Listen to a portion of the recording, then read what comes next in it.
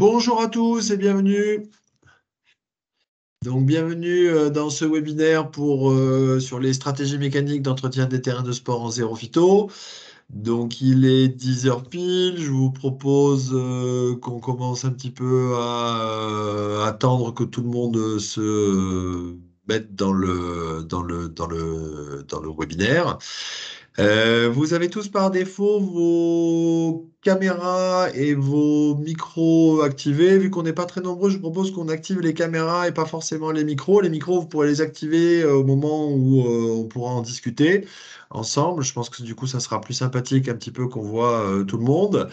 Et comme ça permettra qu'on puisse à des moments discuter tous ensemble. Je vois, il y en a qui sont nombreux autour de la table, c'est très bien. Donc c'est parfait. Du coup, allons-y, on va démarrer.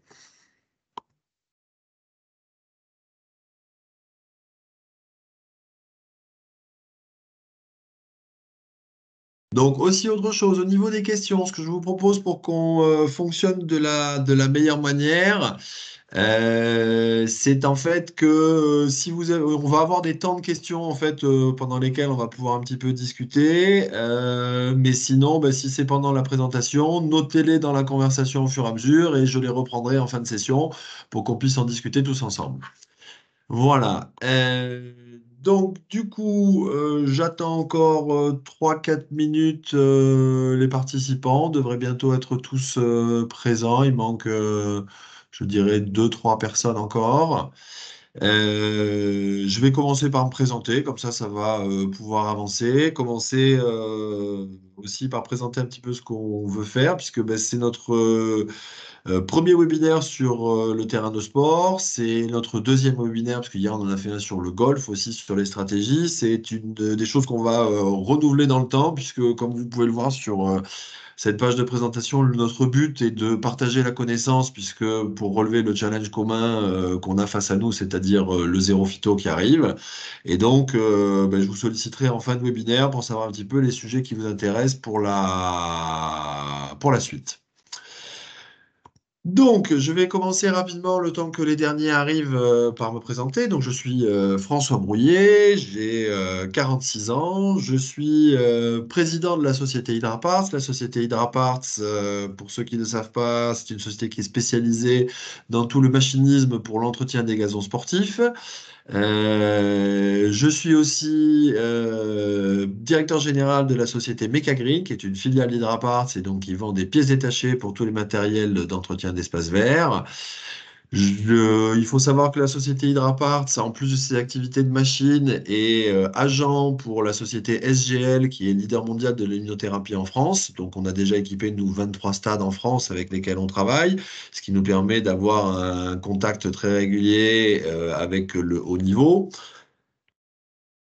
Ensuite, en tant que François Brouillet, je suis actionnaire fondateur d'une société qui s'appelle Rostadia. Rostadia, c'est une société belge dont l'activité principale est de proposer des protocoles de test et une plateforme pour transformer les terrains de sport en outils de performance, c'est-à-dire qu'on va venir mesurer les caractéristiques sportives et agronomiques de la surface pour permettre de les ajuster pour soit améliorer la performance des joueurs, soit diminuer leurs blessures. Voilà. Et pour finir, dans le monde du gazon, je suis aussi secrétaire de la Société française des gazons. Donc, vous pouvez le voir, voilà, je me réveille, je pense, je dors gazon sportif et je suis assez impliqué dans ce côté gazon sportif. Donc maintenant, attaquons le sujet de la journée, c'est-à-dire les solutions mécaniques pour les terrains de sport en zéro phyto. Je vous propose, avant qu'on attaque le sujet rapidement, que ben, on fasse rapidement en fait un tour de table. Et pendant qu'on fait le tour de table, je vous soumets aussi un petit sondage pour avoir votre sentiment en fait dedans. Donc je propose que chacun, l'un après l'autre, vous preniez le micro pour dire qui est qui, qu'on sache un petit peu qui est autour de cette table.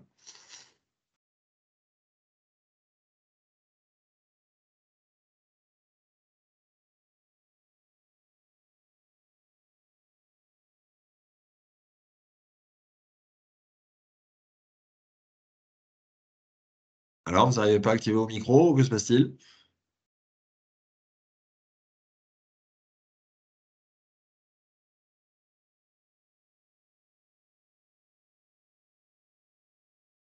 Bon, j'ai pas l'impression que les micros fonctionnent. Euh, Bon, bah écoutez, c'est pas très grave pour le tour de table. En revanche, je vous propose donc de répondre à ce sondage. Par quel adjectif qualifieriez-vous votre sentiment sur le zéro phyto? L'idée de ce sondage, c'est de dire, bah voilà, ça m'effraie, ça m'inquiète, ça m'enthousiasme, c'est intéressant, c'est difficile, voilà, de savoir un petit peu quels sont les sentiments de tout le monde.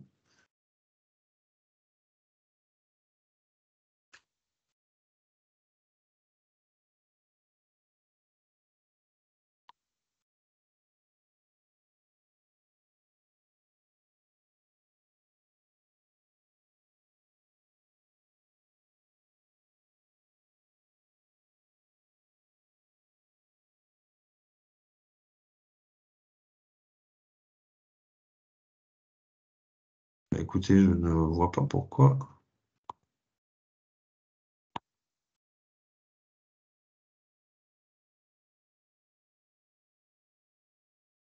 Et une question, avez-vous reçu le sondage?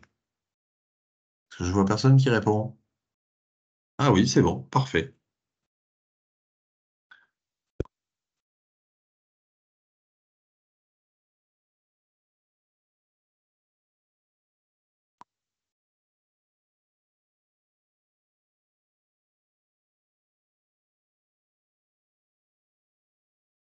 Voilà, donc pour l'instant, pour le sondage, par quel adjectif il a fait votre sentir difficile? On a de l'intéressant, du difficile. Ah voilà, on commence à voir les mots un objectif qui arrivent, donc voilà, c'est plutôt intéressant. Alors je vais en fait, ah d'accord, ben, je vous remercie de l'info, je vais vous activer les micros, tous, ça sera beaucoup plus simple. Autoriser le micro, pardon, excusez-moi, en fait, j'étais persuadé j'avais mis en les mettant. Hop, donc on va pouvoir faire le tour de table, si j'autorise le micro, ça sera beaucoup plus efficace.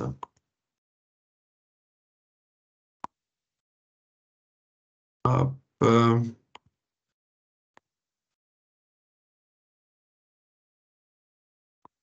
tant que j'autorise tout le monde, heureusement on n'est pas 50. Ça nous permettra. Donc ceux qui ont les micros qui sont passés avec la petite barre sur le micro, vous pouvez les activer en appuyant sur le micro dedans et vous présenter.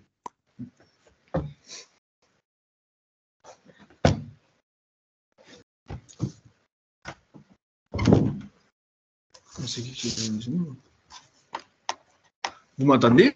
Oui, je vous entends. Bonjour à tous, nous c'est la ville mairie de Castres. Aujourd'hui là on est trois et on s'occupe de tous les terrains de la ville de Castres. Très bien. Parfait. Merci. Ouais. Vous m'écoutez là?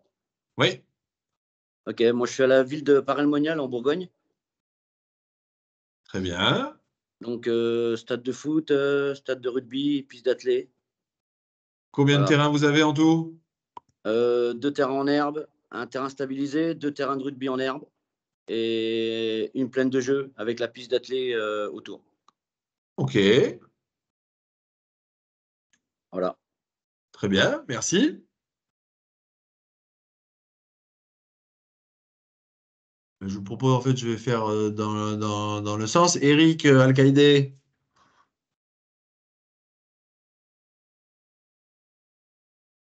Oui, oui, bonjour. Alors nous, on a Eric Alcaïdé de la ville de Metz et nous, on a une dizaine de terrains, que ce soit du terrain naturel, du synthétique, voilà. Très bien, parfait. Damiano. Damiano, Société Technique Gazon, entreprise en Lorraine de travaux de régénération et d'entretien des sols sportifs synthétiques et naturels. Parfait, merci Damien. Eric. Saline, pardon, Eric Saline, parce qu'il y a plusieurs Eric. Oui, bonjour. Alors, moi, je suis responsable du stade Arlou-Barrière, donc un terrain d'honneur hybride. Et ensuite, j'ai un terrain synthétique et 2 terrains pelousés terre-sable. Ok, parfait, merci Eric. Franck Gruard. Bonjour à tous, du coup Franck de Technigazon du bureau d'études, donc le collègue à Damien. Pour rebondir sur ce qu'il a dit, on est certes en Lorraine, mais on est surtout sur le Grand Est, le Rhône-Alpes et la Bourgogne. Donc pour l'entretien, on est prestataire pour les collectivités sur du terrain naturel, synthétique, piste d'athlétisme, terrain de tennis et ainsi de suite. Voilà. Parfait. Merci Franck. Géraldine.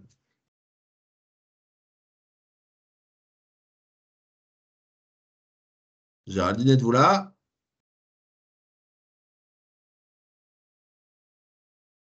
Non, bah écoutez, on passe à GETE ou GET ou GET, je ne sais pas comment on dit.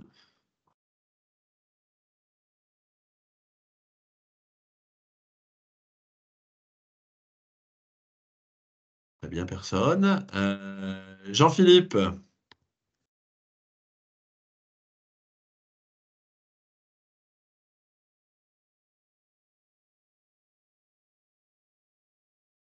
Non plus. Léo Gary. Oui, bonjour. Léo Gary de la société Trèves Paysage, société auvergnate en création, en entretien de sols sportifs. Ok, très bien. Merci Léo. J'ai la mairie d'Aucamville, dans le 31.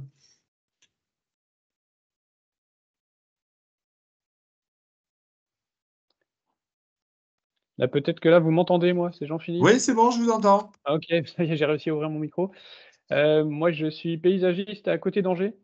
On fait de l'entretien terrain de sport en herbe. On a à peu près une vingtaine de terrains à entretenir dans le secteur d'Angers. D'accord, parfait. Merci. Donc je continue ma liste. Maroussia Dompierre.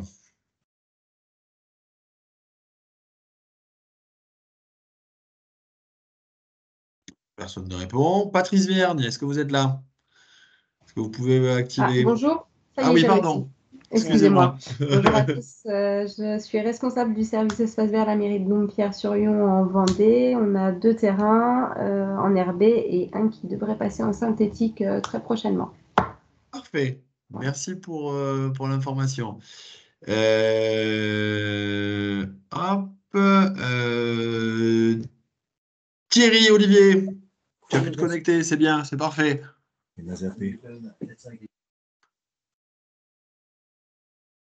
Faut que tu appuies sur le micro, Thierry, pour qu'on t'entende. En haut, derrière. T'as un micro à côté de caméra, tu as quand même un microphone, il faut que tu l'actives. Voilà, il est activé là, ça va? Voilà, parfait, ça marche. Ok, bonjour à tous, donc Thierry Olivier, merci beaucoup François hein, pour ces petites, je dirais, différentes connexions depuis hier. Donc, Thierry Olivier, je suis dans le monde du golf et des terrains de sport depuis pas mal d'années. J'ai fini directeur de golf et toujours actif en matière de formation, donc l'évolution des techniques m'intéresse toujours pour être à la page, que ce soit sur, je dirais, la législation, mais aussi sur les actions que l'on peut mettre ensemble pour être attentif sur notre planète, sur son sol et sur tout ce qui... Voilà. Ok, parfait, merci Thierry. Patrice Vergne. Oui, bonjour. Alors, Patrice Vergne, Parc du Coiroux à Aubazine en Corrèze. 2 golf, un 18 trous, un 9 trous et un terrain de rugby naturel. Alors, on n'a pas été convoqué pour hier, ça aurait été peut-être plus intéressant pour nous hier.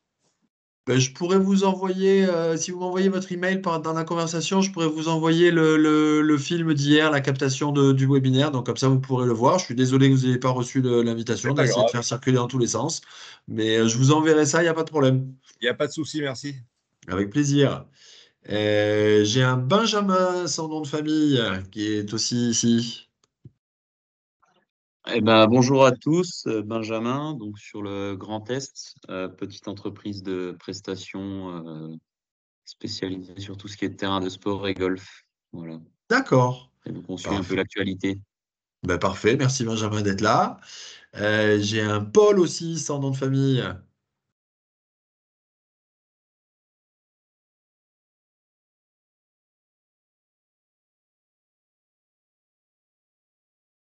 Paul, tout à l'heure, n'avait pas activé son micro. Je vois que ça ne doit pas marcher. En attendant que Paul trouve. Olivier Perrault?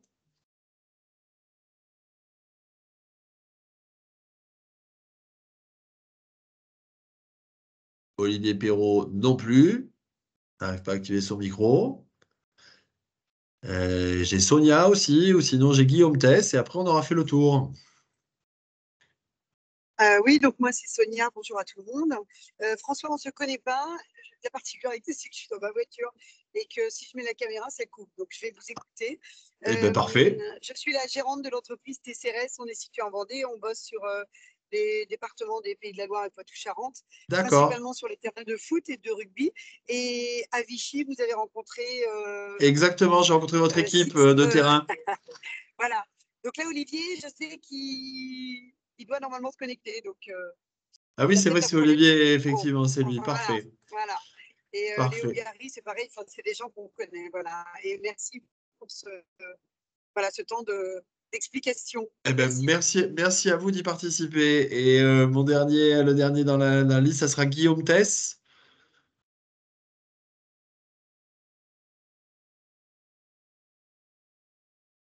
Guillaume non plus n'est pas là, mais c'est pas très grave.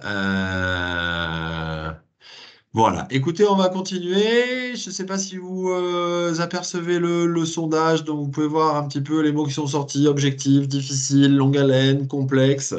Donc c'est plutôt intéressant. Je laisse le sondage ouvert si vous voulez continuer à y revenir un peu plus tard, et on va continuer dans la présentation. Alors allons-y. On va parler donc des solutions mécaniques pour terrain de sport en zéro phyto. D'abord, je voudrais recommencer par un point que j'aime toujours bien faire quand on commence, c'est ne surtout pas oublier que dans nos métiers, en fait, on travaille sur des gazons sportifs. Et si on travaille sur des gazons sportifs, en fait, on travaille pour du sport. Alors attendez, pourquoi ça n'avance pas? Voilà, ça va avancer. C'est-à-dire qu'en fait, le but du jeu, c'est de travailler pour donner à des intendants les outils, les méthodes pour qu'ils préparent les surfaces sportives. Et il ne faut surtout pas oublier que ces surfaces sportives, elles ont des caractéristiques qui sont requises suivant le sport qu'on pratique dessus, suivant le niveau du sport qui est pratiqué dessus. Et tout le but de la filière des gazons sportifs, en fait, c'est vraiment de travailler pour proposer ces surfaces sportives pour qu'on ait le meilleur sport. Ce qui est important à savoir, et c'est pour ça en fait que on est là et qu'on discute, c'est que le sport, la pratique du sport sur ces surfaces induit des effets indésirables sur des gazons. Les gazons n'ont jamais été faits pour qu'on leur court dessus, enfin en tout cas de manière intensive. Si on était dans une forêt, tout fonctionnerait tout seul et sans problème, mais on ne serait pas en train de discuter là. L'idée de tout ce qu'on a derrière, c'est qu'il faut garder que le sport crée des effets indésirables qu'il va falloir qu'on compense derrière. Donc tout le travail, c'est compenser ces effets et optimiser la préparation pour avoir la meilleure surface par rapport au sport pratiqué. Au niveau des challenges qui nous attendent dans la profession, le premier, c'est celui qui vous a tous attiré ici, c'est travailler sans produits phytosanitaires. Donc je rappelle rapidement la loi Labbé. Donc on a une loi qui a été votée le 15 janvier 2021 qui va être mise en application dans sa totalité en 2025. Il y avait deux volets d'application, un premier volet au 1er juillet 2022 et un deuxième au 1er janvier 2025. Le 1er juillet, volet en juillet 2022 concernait les terrains non clôturés, pour tout bêtement des questions de délai de rentrée, c'est-à-dire que comme vous avez des délais de rentrée sur les produits phyto et qu'on était incapable de contrôler l'accès de ces terrains-là, ce sont ceux qui ont été interdits en premier dans une logique de sauvegarde de la population, si on peut le voir comme ça. Et le deuxième volet, qui est celui qui nous intéresse le plus, parce que c'est celui qui va concerner vraiment les terrains de sport, parce que la plupart étaient quand même clôturés ou avec accès, c'est celui qui arrive en 1er janvier 2025. Donc tous les terrains de grands jeux, les pistes d'hippodrome, terrains de tennis et de gazon dont l'accès est réglementé, maîtrisé et réservé aux utilisateurs. Il y a aussi les golfs, les pratiques de golf. On travaille seulement les départs, les greens et les fairways. Donc, on va avoir une interdiction totale d'utilisation des produits phytosanitaires. Je vous ai mis cette petit paragraphe, cette petite clause qui est dans la loi, qui dit que après 2025, l'interdiction pourrait ne pas s'appliquer pour certains produits sur une liste établie, si jamais il est montré qu'il n'y a pas de technique alternative. Donc, on a, je dirais, dans notre milieu du gazon sportif, deux camps. Celui qui se dit, bah, de toute façon, il va falloir y aller quoi qu'il arrive, donc allons-y, trouvons des solutions. Et puis celui qui se dise, ah ben non, mais on va quand même avoir toujours des produits. Moi, je vous livre mon avis personnel là-dessus et je pense que c'est aussi un début des webinaires de se positionner. Moi, je pense qu'en fait, on n'aura quasiment aucune dérogation pour une raison très simple, c'est que l'utilisation des produits phytosanitaires hors agricole, ça représente 2% de l'utilisation des produits phytosanitaires en France. Et que nous, on ne représente pas un lobby aussi bien organisé que les agriculteurs. Donc, l'interdiction ne fait pas sortir les tracteurs, ne fait pas déverser des déchets de tonte sur les préfectures. Et donc, du coup, pour le gouvernement, ça permet en fait de montrer sa volonté écologique sans avoir de retombées qui soient compliquées politiquement. Donc, c'est pour ça que je pense qu'à mon avis, il y a très très peu de chances qu'on ait des dérogations. Il y en aura peut-être dans le très haut niveau, je dirais la Ligue 1 par exemple, ou la Ligue 2, mais je pense pas qu'on ait beaucoup de dérogations derrière. Peut-être que je me trompe, mais je pense que de toute façon, quoi qu'il arrive, il faut anticiper et aller de l'avant.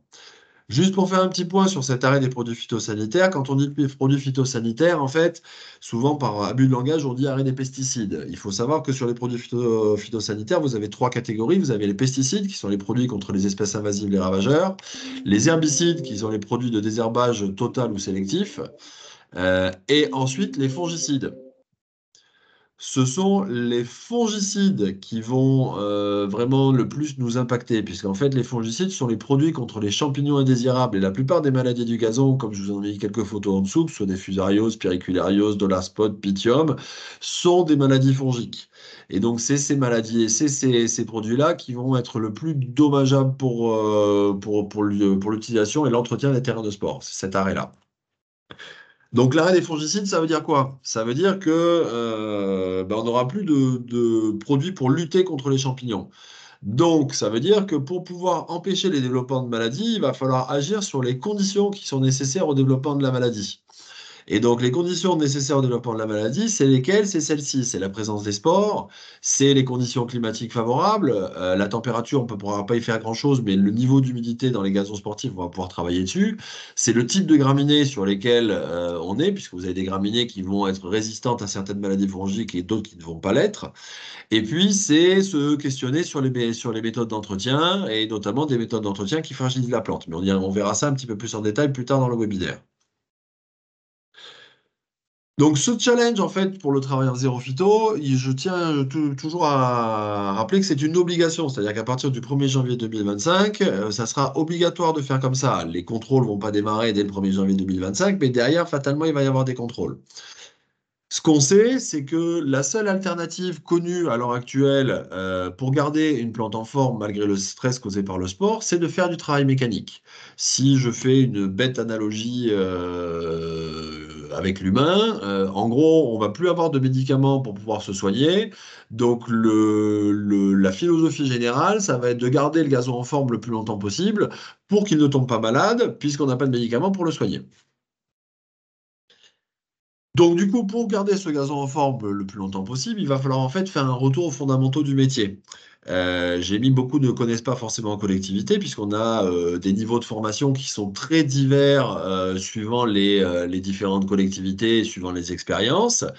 Et donc, il va falloir revenir et partager la connaissance pour que tout le monde puisse revenir à ses fondamentaux. Et moi, je vais vous parler aujourd'hui essentiellement de travail mécanique, mais le travail mécanique, je le dis et je le redis, je retoucherai un petit peu ces points-là pendant la présentation, n'est qu'une des composantes de l'opération, mais pas la seule. En revanche, moi, je suis spécialiste du travail mécanique, c'est pour ça que je vais vous en parler. Dernier point par rapport au zéro phyto, et on en reparlera, les outils de mesure et le monitoring vont devenir un allié indispensable des intendants de terrain. Deuxième challenge que je vous ai mis, puisqu'en fait le zéro phyto c'est une chose, mais je trouve que le monde des terrains de sport se modifie et est soumis à des challenges de plus en plus importants, c'est celui de proposer des solutions économes en eau. On a vu en fait lors de l'été 2022 qu'avec le réchauffement climatique, on a des événements qui sont de plus en plus extrêmes, que ce soit des sécheresses ou des inondations, comme on l'a vu cet hiver dans le Pas-de-Calais. Et les périodes de sécheresse, en fait, sont de plus en plus intenses, de plus en plus longues et créent carrément des pénuries d'eau. Donc, en fait, les terrains de sport sont directement et obligatoirement impactés par ces restrictions d'arrosage, ce qui est normal. Il faut mieux que la population boive plutôt qu'on arrose un terrain de sport. Du coup, l'utilisation en fait des outils de mesure va vous permettre dans le futur de gérer au mieux les besoins en eau des gazons. Ça va vous permettre de vraiment savoir quelles sont les possibilités. Ensuite, le travail du sous-sol va nous permettre d'améliorer l'enracinement et donc la résistance à la sécheresse.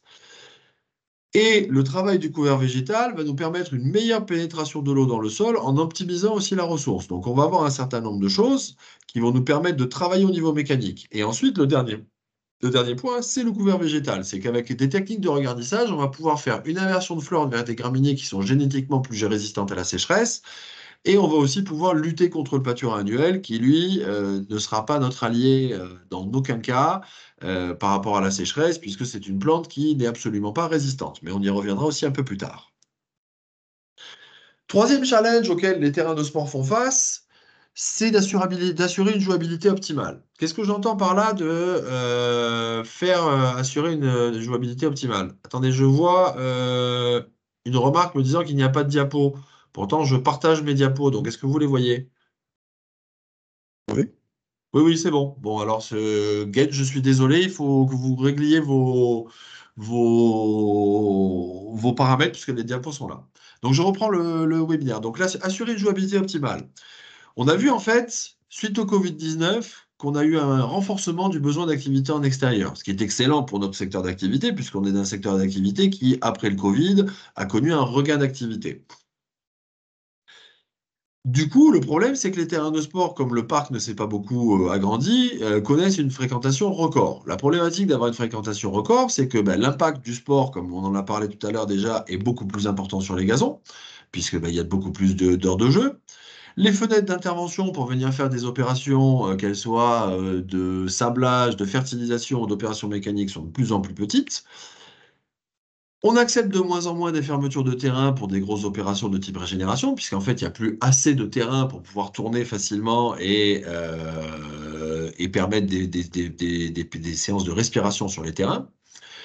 Et la jouabilité et la sécurité des terrains est une préoccupation qui est grandissante au niveau des utilisateurs. Si on se fait là une petite remarque, je regardais l'autre jour des images de la finale France 98, on peut voir qu'au Stade de France, l'embut, il était complètement dégarni. De nos jours, avoir des embuts dégarnis, c'est non seulement plus du tout acceptable au niveau professionnel, mais ça l'est de moins en moins, en fait, même au niveau amateur. Et des terrains avec des trous, avec un couvert végétal qui ne soit pas uniforme, est aussi de moins en moins acceptable par la population. Par rapport à ça, la compaction, c'est le problème principal qu'on va rencontrer sur tous les gazons sportifs et c'est un des problèmes les moins traités. Pourquoi je vous affirme ça et je vous assène ça? C'est une étude qui vient en fait de la GMA, la Grants Management Association, qui est en Angleterre, qui a mis en place en fait un programme d'aide pour tous les terrains de niveau amateur en Angleterre, c'est-à-dire que les clubs de foot peuvent faire appel à cette GMA et vous avez un consultant qui vient, qui fait un diagnostic sur le terrain et puis qui derrière va proposer une méthode de travail. Sur les 3 premières années où la GMA a proposé ce service, ils ont visité à peu près 3600 terrains en Angleterre. Et sur les 3600 terrains, 95% présentaient un problème de compaction. La compaction, c'est vraiment le problème le plus important et le moins traité. On reviendra sur les raisons et comment on peut les traiter, mais il faut vraiment travailler dessus.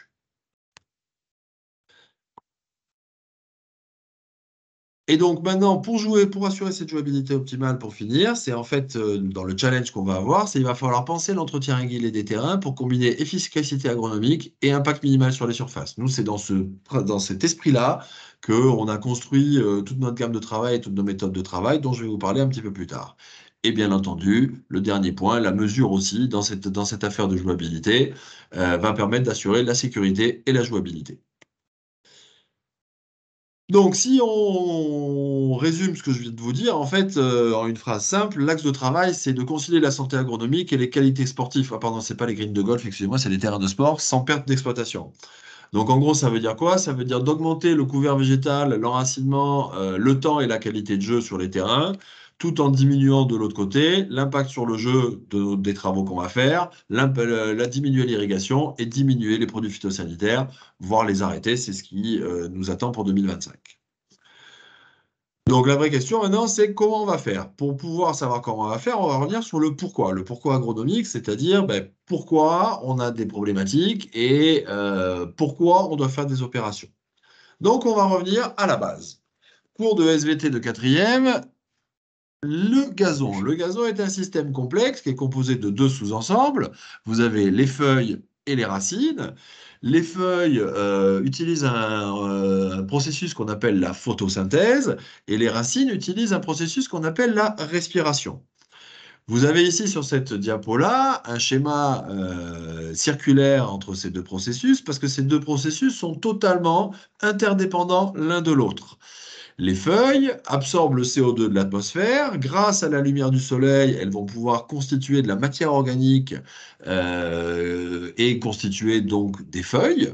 Et elles constituent aussi une énergie qui va nous permettre en fait d'aller au niveau des racines. Pardon, elles constituent des sucres, pardon, pas de l'énergie, elles constituent des sucres qui, eux, vont être utilisés par les racines pour pouvoir réaliser la respiration. Donc on a un processus de respiration, on va absorber de l'oxygène et recracher du CO2 au niveau des racines. Et les racines, grâce à ce système de respiration, vont servir de pompe qui va servir à aspirer l'eau, les éléments nutritifs qui vont monter jusqu'aux feuilles et qui vont permettre aussi de réaliser la photosynthèse. Donc le système est totalement interdépendant.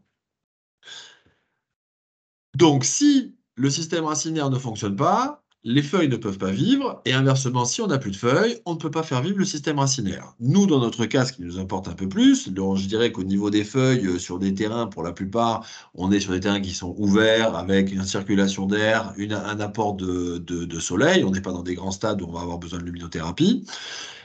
Donc le problème et la vraie problématique pour nous se situe au niveau des racines, et donc au niveau de la vie et de la fertilité du sol.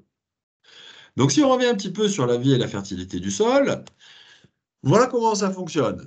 Si on prend une forêt, élément totalement naturel, qui n'a absolument pas besoin ni d'engrais, ni de travaux mécaniques pour vivre, la matière organique qui est créée par les végétaux tombe au sol.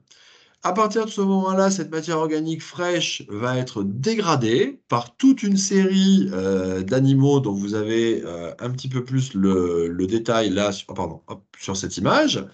C'est-à-dire que vous avez des gros décomposeurs primaires, vous avez des prédateurs, vous avez des phytophages, vous avez des décomposeurs secondaires, et ensuite, donc ils vont de plus en plus, en gros, couper cette matière organique en morceaux de plus en plus petits, et ensuite, vous allez avoir des bactéries et des champignons qui vont, elles, carrément dégrader cette matière organique pour la rendre soluble et assimilable par la plante. La matière organique a absolument besoin en fait de passer par toute cette chaîne alimentaire pour pouvoir se retrouver en phase ionique, c'est-à-dire sous forme de sel, pour pouvoir être soluble dans l'eau et grâce, en étant soluble dans l'eau, être absorbé par la plante pour pouvoir être utilisé. Donc, il est indispensable, si on veut avoir des plantes de qualité, que le sol fonctionne. Si on résume un petit peu ce schéma de fertilité du sol, en fait, elle s'appuie sur 3 piliers. Le premier pilier, c'est d'avoir le cycle des éléments nutritifs, l'azote, le potassium et le phosphore, d'avoir une structure de sol qui tient la route pour pouvoir, en fait, que ces éléments nutritifs puissent être absorbés au niveau des racines, et d'avoir une stabilisation de ce sol. Et l'ensemble doit fonctionner de manière continue pour en fait créer un équilibre entre 3 types de réactions, des réactions de type biologique, donc avec justement toute la faune et les micro-organismes du sol, qui ont besoin pour fonctionner d'oxygène, de nourriture et d'eau. On va ensuite avoir des réactions de type chimique dans le cycle des éléments nutritifs. Donc là, il va nous falloir de la lumière, du CO2, de l'eau et de l'ouverture de surface pour que tout puisse traverser entre la surface et le sous-sol. Et ensuite, au niveau de la structure du sol, on va avoir des réactions de type physique, c'est-à-dire qu'il va falloir qu'on ait des espaces libres pour qu'on ait des racines et qu'on ait de la matière organique dans le sol pour que tout ça fonctionne. Et il est indispensable en fait d'assurer l'équilibre entre ces 3 types de réactions pour que le sol fonctionne. Donc si je résume rapidement, quels sont les besoins de la plante? Au niveau des racines, on va avoir besoin d'avoir de l'oxygène, ce qu'on va obtenir grâce à un sol aéré. On va avoir besoin de sucre qui arrive grâce à la photosynthèse. Les racines ont besoin de place pour grandir, donc il nous faut un sol qui n'est pas trop compacté. Au niveau des feuilles, il nous faut du CO2 et de l'air. Il nous faut de l'eau qui, elle, est apportée par les racines. L'énergie qui est apportée grâce à la lumière et à la chaleur du soleil. Et par-dessus tout ça, il va falloir rajouter une fertilisation adéquate qui vont venir en fait apporter les éléments nutritifs qui permettent la réalisation de la photosynthèse. Je vous rappelle que la majorité de la matière qui est produite par un gazon, sa source, c'est le CO2 de l'air, puisqu'en fait, on est sur des chaînes carbonées. Les éléments nutritifs ne sont là que pour aider et faire que ça fonctionne sur cette création. Et suite à cette fertilisation, il va falloir mettre en place un travail mécanique qui soit adapté au type de fertilisation. On va revenir sur cette notion un petit peu plus tard. Je fais un petit point par rapport en fait à la mesure et au zéro phyto, comme je vous en ai déjà parlé. C'est-à-dire, comme vous l'avez vu, on a besoin d'avoir tous ces éléments-là. Dans le cadre en fait de la gestion de terrain en zéro phyto, on va devoir avoir encore plus de précision et de réactivité pour être sûr qu'on assure ces équilibres. Donc, il va être indispensable de mesurer. La première raison pour laquelle il va être indispensable de mesurer, en fait, ça va être d'évaluer l'impact de vos actions pour monter en compétence. À l'heure actuelle, personne n'a de recette magique pour traiter des terrains de sport en zéro phyto. On est dans une culture, on va dire, d'opérations qui sont systématiques. C'est-à-dire que on a l'habitude de faire un décompactage, regarnissage, sablage en fin de saison. Peut-être que, en fait, on n'a pas besoin de faire le sablage cette année-là. Mais comment on peut le savoir si on n'a pas besoin de faire le sablage? On ne peut le savoir qu'en mesurant avant et après, c'est-à-dire savoir si le sablage a vraiment amélioré le point qu'on voulait faire. Et de fait de mesurer, en fait, va permettre réellement à tous les intendants, en fait, de monter en compétence. Deuxième importance de la mesure, c'est de faire les opérations au bon moment. Ça peut paraître trivial ce que je dis, mais il y a des fois, faire un regarnissage avec un sol dont la température est inférieure à la température de germination et de croissance de la graine, va donner aucun résultat. Donc, on aura fait une opération, on aura perdu du temps, on aura utilisé du gasoil pour faire tout ça, et on aura peu de résultats, puisqu'en fait, les conditions ne sont pas bonnes. Troisième raison pour la mesure en zéro phyto, c'est qu'en fait, il va falloir qu'on évite les décrochages. Je dirais que la tendance d'utilisation d'engrais organominéraux, on y reviendra, avec des effets qui sont extrêmement rapides, a un petit peu amené les intendants à des fois laisser décrocher leur gazon en se disant c'est pas très grave, j'ai le produit qui va permettre de le faire remonter et de le faire revenir. Ces décrochages, en fait, comme pour, si on faisait une analogie à l'humain entre des gens qui font un régime drastique d'un côté et puis qui, après leur régime, se remettent à manger comme des fous parce que c'est la fin du régime, en fait, on va créer des pics qui vont être très mauvais pour la santé du gazon. Donc, ce qu'il va falloir s'attacher à faire, ça va être d'avoir en fait un gazon qui soit dans une forme constante tout au long de l'année. Et ça, on va pouvoir justement le savoir grâce à la mesure. Dernier point, c'est les produits de substitution aux produits phytopharmaceutiques d'origine chimique qui arrivent sur le marché. Donc, les produits phytosanitaires, on va dire naturels, ou les biostimulants, ont tous des spectres d'action qui sont beaucoup plus réduits que les produits chimiques. C'est-à-dire que avant, vous pouvez avoir des produits qui pouvaient être passés entre, je sais pas, un pH 5 et pH 8. Maintenant, avec un produit pour faire la même chose, vous allez devoir être entre pH 6,8 et pH 7,2. Donc l'importance de la mesure va être extrêmement prégnante, puisque si vous utilisez ces produits sur des conditions où le spectre d'action n'est pas le bon, eh ben, le produit n'aura pas d'effet. Donc de la même manière, on va faire des choses pour rien. D'une manière générale, parce que c'est vrai que je ne vous l'ai pas encore dit, en fait, d'aller vers le zéro phyto va nous obliger en fait à faire plus avec les mêmes moyens. Donc, la mesure va être le meilleur moyen de prioriser et de catégoriser vos actions, puisqu'il va falloir en faire plus ou plus ciblé, mais on n'aura pas plus de moyens pour le faire. Donc, la méthode qu'on va mettre en place grâce à ces mesures-là et grâce à tout ça, et c'est les actes de lutte, c'est on va travailler en fait pour diminuer le feutre, puisque le feutre, comme vous l'avez vu, va bloquer et on reviendra un petit peu sur tous les points. Donc, on va travailler sur la réserve de sport, qui est notre premier axe sur l'apparition des champignons. On va travailler sur le deuxième axe sur l'humidité. C'est le deuxième axe en fait sur lequel on peut travailler pour l'apparition des champignons et des maladies fongiques. Et le troisième axe, ça va être sur l'inversion et la conservation de la flore pour avoir la bonne graminée. La méthode avec laquelle on va travailler, ça va être une méthode itérative. C'est-à-dire que la meilleure manière et le meilleur protocole d'action à suivre, ça va être d'un côté de mesurer. Donc de faire les mesures les plus classiques, l'observation du profil racinaire, la compaction, l'humidité du sol, la percolation. Et en face, grâce à ces mesures, on va mettre en place des actions. Donc des actions mécaniques, mais aussi des actions d'arrosage ou de fertilisation. C'est pas mon domaine, mais elles sont tout à fait indispensables et indissociables. Et en fonction des actions qu'on a mises en place, on va voir les résultats et on va mettre en place en fait un système complètement itératif, c'est-à-dire qu'on va mesurer, agir, remesurer, tirer les conséquences de l'action qu'on a fait avant, planifier l'action d'après, remesurer, et de proche en proche. C'est comme ça en fait qu'on va être capable de mettre en place quelque chose qui va nous permettre de travailler en zéro phyto à terme. Je fais une petite pause. Est-ce que ce que j'ai raconté ici est clair pour tout le monde? Est-ce qu'il y a des questions?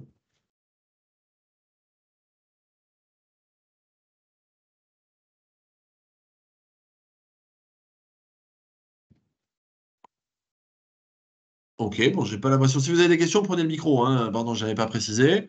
Mais donc, j'ai pas l'impression qu'il y ait de questions, donc on va pouvoir continuer. Donc, je vous ai un petit peu expliqué la théorie agronomique de comment il va falloir qu'on travaille. La vraie question maintenant, c'est concrètement, comment on va faire?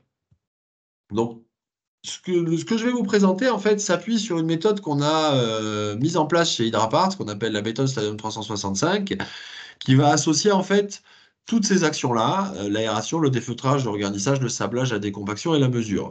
Ce que je vais essayer de vous faire toucher du doigt, en fait, pendant ce webinaire, c'est l'adéquation entre les axes de lutte que je vous ai présentés, c'est-à-dire le travail sur la réserve de sport, travailler sur l'humidité, travailler sur la flore, et les opérations en fait dont je vous parle ici. Donc, allons-y. On va commencer par le premier axe de lutte. On va commencer par travailler sur la réserve de sport. Et donc, pour travailler sur la réserve de sport, il va falloir diminuer le feutre. Et pour ça, on va travailler d'abord sur les opérations mécaniques préventives. Ensuite, on parlera d'opérations mécaniques curatives qui nous permettent aussi de travailler, mais je vais bien vous expliquer la différence entre les deux.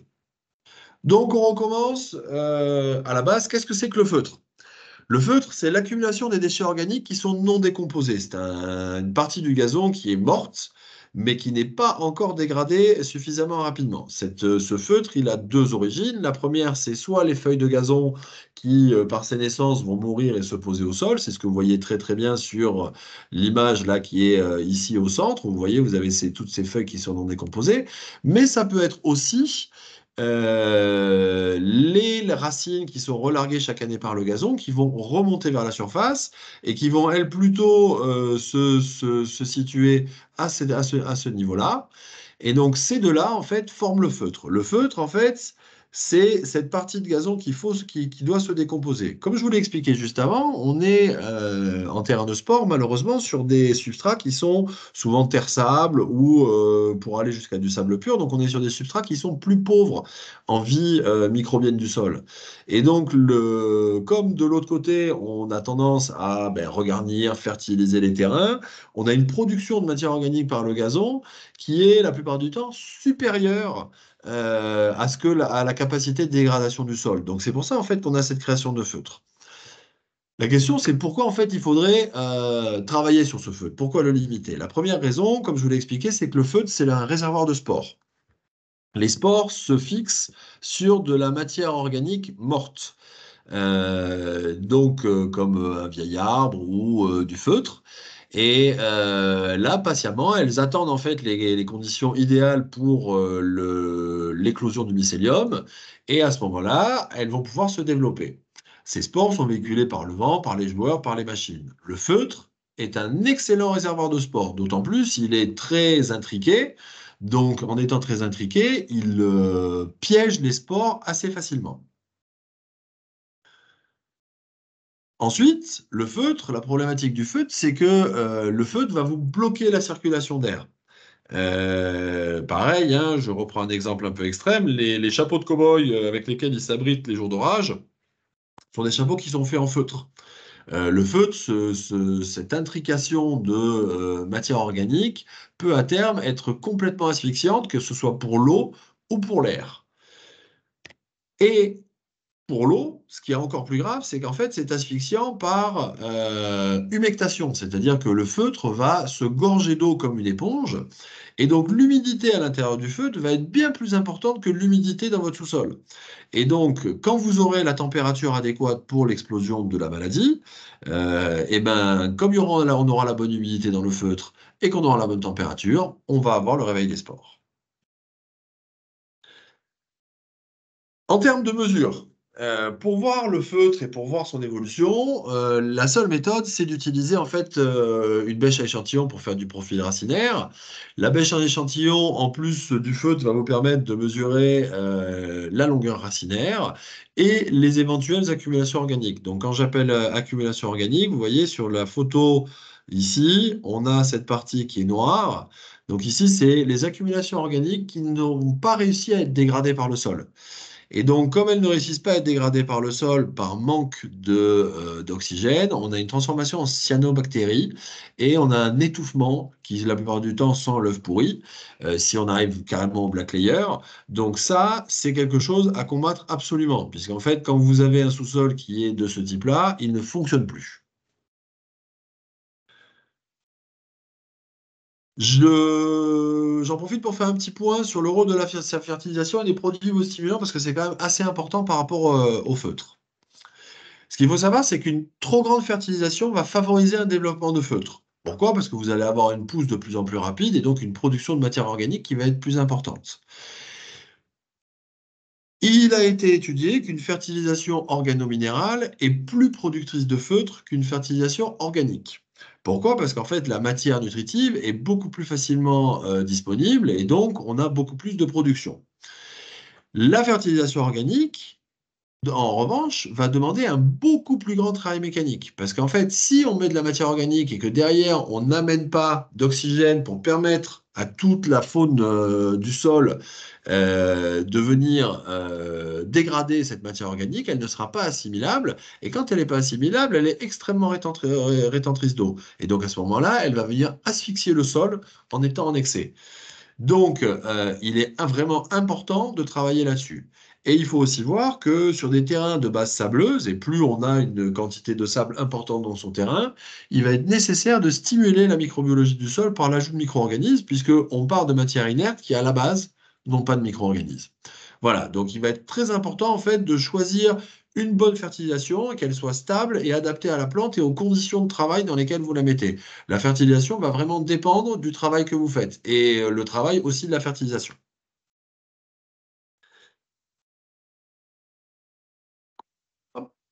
Je reviens donc sur mon axe de lutte sur les réserves de sport. Donc, on a vu, en fait, on va parler, en fait, pour la méthode préventive, comment on va faire mécaniquement pour pouvoir gérer le feutre.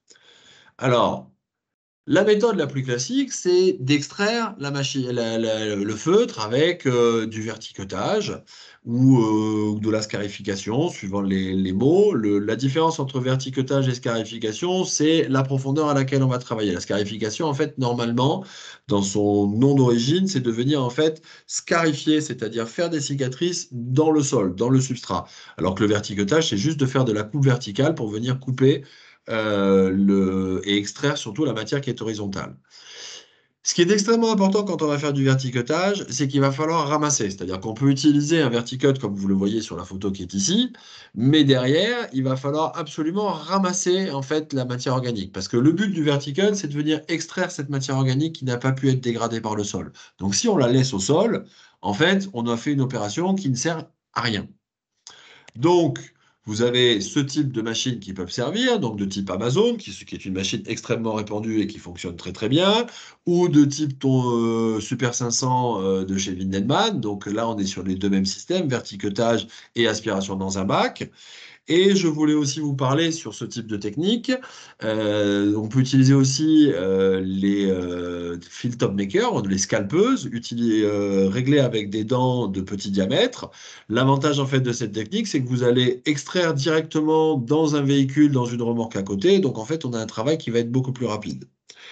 En revanche, ce qu'il faut savoir, c'est que toutes ces techniques, en termes de gestion de feutre, que je vous ai montré, en fait, comme on utilise des rotors rotatifs qui vont venir taper régulièrement le gazon, on a des possibilités de blesser la plante, puisqu'on a des rotors qui vont tourner entre 2000 et 2500 tours minute, et donc à partir de ce moment-là, à chaque fois qu'en fait on vient extraire du feutre, on vient aussi taper la plante saine, éclater les stomates de la plante, et la rendre donc plus vulnérable aux maladies. Donc c'est pour ça que la deuxième méthode de gestion du feutre, qui est beaucoup plus douce et qui revient à des méthodes ancestrales, c'est le travail avec de la RC tri. Moi, je recommande énormément cette méthode parce qu'en fait, c'est une méthode qui est absolument non invasive pour le gazon. Vous avez deux types de RC tri, elle va beaucoup moins blesser les feuilles. Là, pour le premier type de RC tri, c'est des RC tri de type à dents inclinées, donc des RC type dents agricoles. Donc vous avez des dents qui vont être inclinées de cette manière-là, et le mouvement va être un mouvement de traction avec un mouvement de vibration de gauche à droite. Donc on va arracher le feutre et aussi toutes les graminées qui sont indésirables, taper un petit peu aussi tout ce qui est indésirable de type trèfle ou dicotylédone, et on va venir tirer cette matière et l'extraire. Donc là, on est sur des machines qui sont extrêmement efficaces, extrêmement robustes. On peut travailler jusqu'à des 6 mètres de large, donc on a des choses qui sont intéressantes. Le deuxième type de herse qu'on va retrouver en RC-tri, c'est les herses à dents droites. Là, on va avoir des dents qui sont beaucoup plus souples, qui vont être droites, et leur travail, en fait, va être de vibrer dans les deux axes du plan, de manière à ce qu'en fait, on vienne faire un nettoyage autour de la plante. Donc, on est beaucoup plus sur une action qui va être de nettoyage autour du collet, d'aération, de défeutrage autour du collet de la plante pour qu'elle soit propre et la relever, que sur un travail de ratissage, on va dire, comme on peut faire avec les dents inclinées. Les deux fonctionnent très bien. Et ça va dépendre, en fait, je dirais plutôt du niveau de gazon qu'on va utiliser. Nous, l'Unirex, c'est une herse qu'on utilise beaucoup plus sur les gazons hybrides, où on va avoir peu de problématiques de niveau et de planéité. Voilà pour la partie gestion du feutre mécanique. Ensuite, allô. Voilà. Deuxième axe de lutte en préventif sur la gestion du feutre, ça va être de pratiquer des aérations.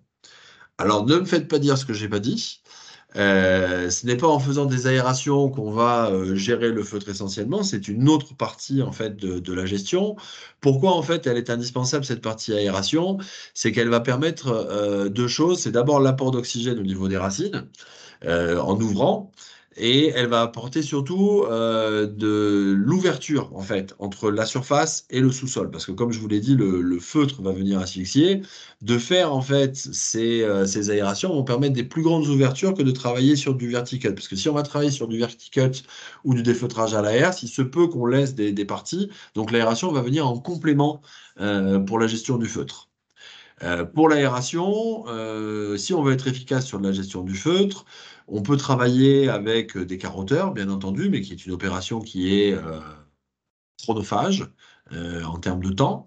On peut travailler avec des aérateurs, dits aérateurs à lame, mais moi je trouve qu'un aérateur à lame, c'est un aérateur qui est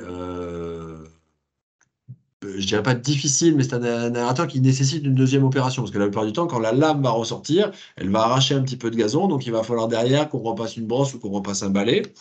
Moi, je voulais vous parler d'une autre technique qui est l'aérateur à disque. L'aérateur à disque, comme vous pouvez le voir un petit peu sur la vidéo, en fait, c'est un aérateur qui va fonctionner de manière linéaire. Et l'intérêt de la machine que je vous montre, en fait, c'est que c'est une machine qui est versatile, qui se règle sans outil. et qui permet en fait de faire un terrain en 1h30, donc de pouvoir faire des opérations d'aération extrêmement rapidement, de faire des opérations d'aération soit en profondeur, comme vous pouvez le voir là à l'heure actuelle avec des grands disques espacés de 30 cm, soit d'aller venir faire des opérations d'aération de surface avec des petits disques qui vont être là ouverts de 10 cm. Donc en fait, on va venir pouvoir choisir en fonction de ce qu'on veut faire, c'est-à-dire si on veut vraiment amener de l'oxygène au niveau des racines, si on veut faire percoler l'eau en profondeur, ou si on veut plutôt venir couper le feutre. Là, vous voyez, on est sur une troisième opération, on va en fait rapprocher de 5 cm les disques. Si on veut venir couper le feutre, améliorer l'enracinement, vous allez pouvoir en fait travailler là-dessus. Vous ne voyez pas les vidéos. Ah mince alors, je suis persuadé que vous les voyez. On va regarder. Attendez, on va aller là. Et ici, celle-là, est-ce que vous la voyez ou pas? Ou elle ne tourne pas? J'ai pas l'impression. Donc bon, ça c'était pour vous montrer en fait qu'on a deux gammes dans cette machine et que vraiment on est sur une machine extrêmement versatile où on peut travailler avec des séries lourdes, séries légères. On travaille très très vite à 15 km/h. Personne ne peut casser cette machine. Et on va vraiment diminuer le feutre, améliorer l'enracinement et on est sur un rapport coût pour des collectivités qui est extrêmement intéressant. Continuons sur les axes de lutte pour venir diminuer le feutre de manière préventive. Le troisième axe de lutte, c'est de venir travailler en top dressing. Qu'est-ce que c'est que le top dressing? Le top dressing, c'est de venir faire un sablage très léger. Donc on est sur du 0,5 à 1 litre par mètre carré. Et l'idée va être de venir diluer le feutre. Pourquoi on vient diluer le feutre? C'est parce qu'en fait, le sable, par ses caractéristiques anguleuses, va venir retenir les micro-organismes, tout ce qui est biofilm, qui vont venir se fixer dessus. Et donc, en fait, de venir mettre du sable à l'intérieur de votre feutre va permettre la fixation des micro-organismes sur ce sable et donc que les micro-organismes soient directement en contact avec le feutre pour pouvoir le dégrader.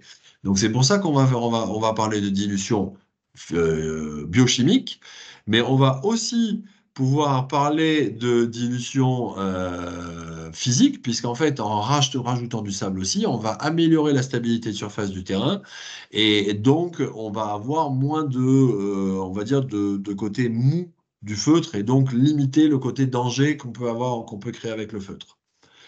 En revanche, ce qu'il faut bien faire, c'est que un épandage en nappe, ce n'est pas un top dressing, c'est-à-dire que vous aurez énormément de mal à obtenir du top dressing avec ce type de sableuse à brosse.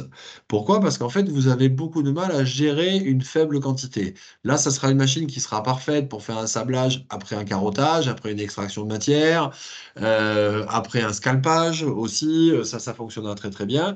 Mais pour réaliser du top dressing, il faut vraiment plus, en fait, travailler sur des machines qui sont à centrifuge, c'est-à-dire avec les disques qui vont tourner, parce que c'est là où vous allez vraiment pouvoir faire le réglage. Et je vous invite aussi à vraiment faire attention dans le choix de votre sableuse.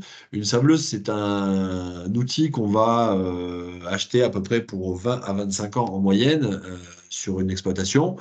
C'est intéressant d'avoir une sableuse dont la qualité d'épandage fait que vous n'avez pas à repasser en fait une RC tri ou une brosse après pour uniformiser le sable, mais vraiment d'avoir une sableuse qui va être totalement uniforme et dont le sable va pouvoir pénétrer juste avec l'arrosage par derrière. Voilà pour la troisième manière de gérer le feutre de manière préventive. Ensuite, ça c'est bien beau, je dirais, quand on a un terrain qui est aux conditions qu'on veut, c'est-à-dire, comme je l'expliquais, d'éviter le décrochage. On a un terrain avec un feutre, un niveau de feutre qui nous intéresse, ben, on va faire ces opérations-là à herse, ces opérations d'aération, ces opérations de sablage pour pouvoir en fait faire tout ça, mais il se peut que des fois en fait on ait des terrains qui soient trop loin, c'est-à-dire qu'ils soient trop feutrés ou trop abîmés ou trop déformés et il va falloir en fait les reprendre. Donc là il va falloir faire des opérations curatives. Première opération curative, c'est celle qu'on appelle vulgairement la régénération. Donc, elle peut être faite avec les mêmes machines que celles qu'on a vues précédemment pour le défeutrage, sauf qu'en fait, on va faire un défeutrage et une illumination beaucoup plus importante. Vous voyez ici sur la droite une photo que je vous ai mise où là, on a vraiment enlevé le pâturin annuel, enlevé le feutre, on a gardé que le régras d'origine qui, lui, par son enracinement, pouvait rester, et donc on repart quelque part à zéro. Derrière, bien entendu, sur ces opérations, il va falloir faire un regarnissage et un suivi qui tient la route. Autre opération de fin de saison qui se démocratise de plus en plus et que moi je vous invite de plus en plus à considérer, c'est le scalpage de fin de saison. Le top maker que vous voyez sur cette photo, c'est une machine qui a été inventée au démarrage pour pouvoir enlever les pelouses dans les stades de haut niveau et redérouler du gazon en rouleau rapidement quand on n'arrivait pas à les tenir. Avec son évolution dans le temps, c'est devenu en fait une machine qui est extrêmement précise. Elle est réglable au dixième de millimètre. Vous pouvez avoir des dents de différentes tailles qui vont vous permettre en gros de gérer complètement ce que vous décidez d'enlever entre 0 et 100% du couvert végétal. Et ensuite, vous allez pouvoir descendre jusqu'à 4 cm à un passage. C'est-à-dire que sur un terrain qui est extrêmement feutré, où il va y avoir que du pâturin annuel, de réaliser cette technique, ou de la faire réaliser, puisque c'est une technique qui... soit on a une collectivité suffisamment importante, on va dire, pour pouvoir investir dans le matériel, soit il faut faire appel à un prestataire qui est équipé de ce type de matériel. C'est une technique qui, en fait, va vous permettre de remettre à neuf un terrain pour un coût plutôt modeste, puisque en moyenne, c'est des opérations qui sont facturées, on va dire, entre 30 et 50 000 euros en fonction des opérations qui vont être adjointes de décompaction, regarnissage et sablage. Mais c'est une technique que je vous invite en fait à envisager dans cette logique du zéro phyto, de vous dire, OK, là, si on part en fait de l'état qu'on a à l'heure actuelle, qu'on aura déterminé par la mesure, hein, bien entendu, mais si on part de l'état qu'on a là à l'heure actuelle, on va mettre des années et des années à revenir à quelque chose qui soit gérable en zéro phyto. Peut-être que faire une opération de scalpage de cette manière-là va vous permettre en fait de repartir à neuf et de pouvoir directement vous mettre dans une gestion intégrée.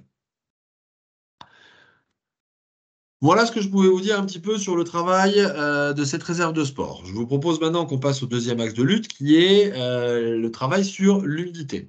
Pour ça, on va parler d'arrosage, on va parler de décompaction, on va parler de gestion de feutre aussi et de drainage. Alors, allons-y pour la partie arrosage. Donc la partie arrosage, comme je vous l'ai dit, c'est pas vraiment un parti, mais c'est indispensable en fait de bien gérer un arrosage, c'est-à-dire que c'est, je pense, un des aspects de la gestion des terrains de sport le moins bien géré que j'ai vu. L'arrosage, très souvent, on allume la vanne, on va boire un café, on fait une autre opération, et puis on revient quand on y pense pour venir éteindre l'eau. Donc on a beaucoup plus de surarrosage que de sous-arrosage. Donc il est indispensable en fait pour bien fonctionner de mesurer et de connaître son ETP. Donc son ETP, l'évapotranspiration, donc c'est-à-dire la quantité d'eau que la plante va soit évaporer par son fonctionnement photosynthétique, soit transpirer par son fonctionnement photosynthétique, soit évaporer tout autour par le soleil. Ça va dépendre des jours de l'année et des conditions climatiques. Et donc c'est cet ETP qui va vous permettre de vous donner la quantité d'eau qu'il va falloir rajouter sur votre terrain pour que votre gazon soit stable dedans. Il faut aussi, bien entendu, mesurer l'humidité des sols. J'y reviendrai sur la mesure, mais c'est extrêmement important. L'utilisation en fait d'un outil de mesure va directement vous permettre de limiter l'arrosage. Enfin, moi, c'est ce que j'ai vu chez tous les gens qui se sont mis en fait à utiliser des outils de mesure, c'est que directement la quantité d'arrosage a baissé. Voilà, il faut aussi utiliser un programmateur qui soit lié à une station météo pour pas continuer à arroser quand il pleut.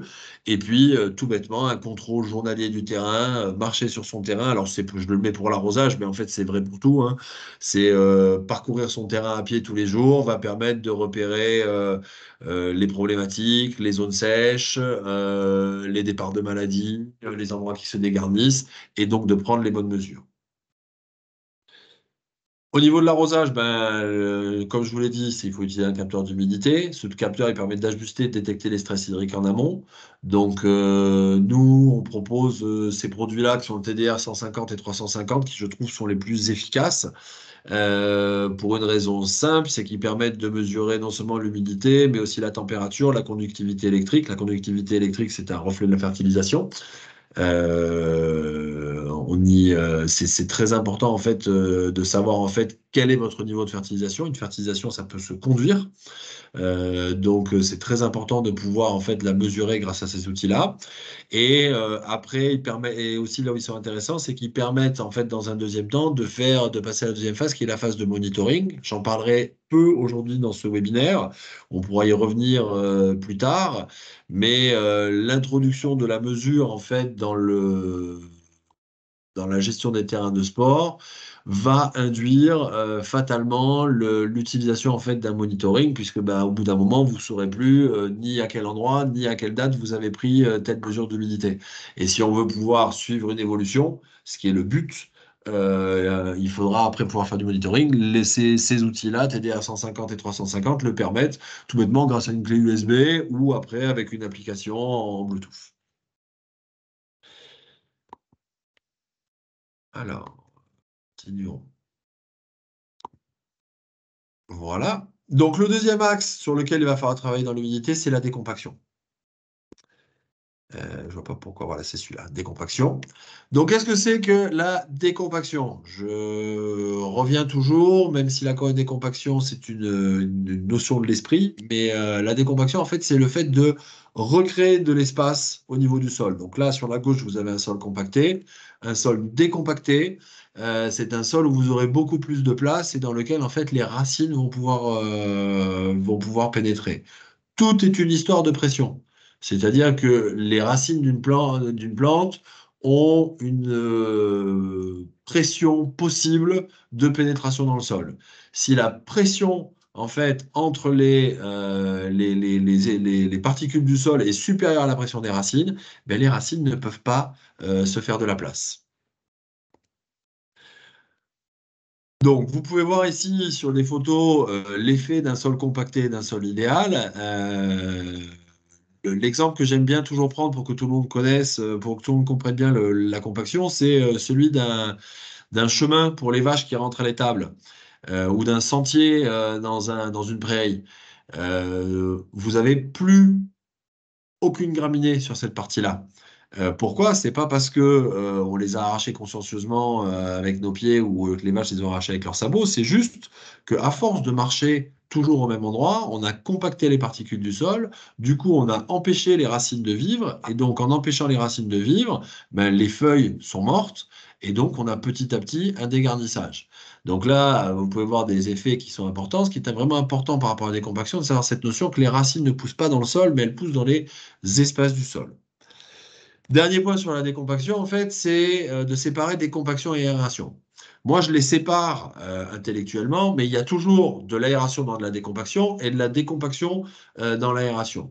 En revanche, ce qu'il faut savoir, c'est que les buts des opérations sont complètement différents. Si vous vous rappelez mon schéma de tout à l'heure sur la fertilité du sol, où il faut mettre du physique, du chimique et du biochimique, on a en fait la décompaction, c'est une opération purement physique, c'est-à-dire c'est redonner de l'espace dans le sol, alors que l'aération, le but de l'aération, c'est une opération biochimique.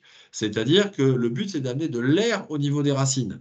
Et donc, les buts des deux opérations sont différents. Donc, il faut les considérer de manière différente, même si à chaque fois, quand on va faire une décompaction, il y aura un peu d'aération, et quand on va faire une aération, il y aura une décompaction. Mais vraiment, il faut réfléchir en termes de but pour prendre les bonnes décisions et agir au bon moment. Au niveau des compactions, donc la méthode traditionnelle qui existe, c'est la méthode de décompaction à pointe. Donc on a des pointes qui rentrent dans le sol, qui soulèvent le sol, et donc en soulevant le sol, elles recréent des espaces. Donc c'est des machines de type Vertidrin ou Wiedemann qui font ça. Le problème en fait de cette décompaction, c'est qu'elle a des limites. La première limite, d'abord, c'est que c'est une opération qui est faite avec du matériel lourd. Donc, tout le monde n'est pas équipé avec des décompacteurs.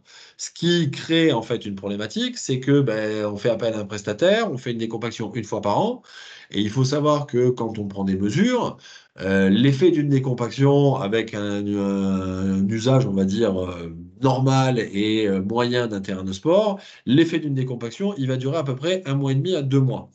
Donc, si on n'est pas équipé, en fait, on fait une décompaction en fin de saison. L'effet de la décompaction va durer jusqu'en septembre. Et après, tout le reste de l'année, on aura perdu le bénéfice de cette décompaction. Souvent, les machines sont plutôt chères et plutôt compliquées à l'utilisation. La problématique aussi de cette méthode, c'est quand on va l'utiliser, on va avoir une déformation de surface. Dans la plupart du temps, en plus, il faut réaliser un sablage.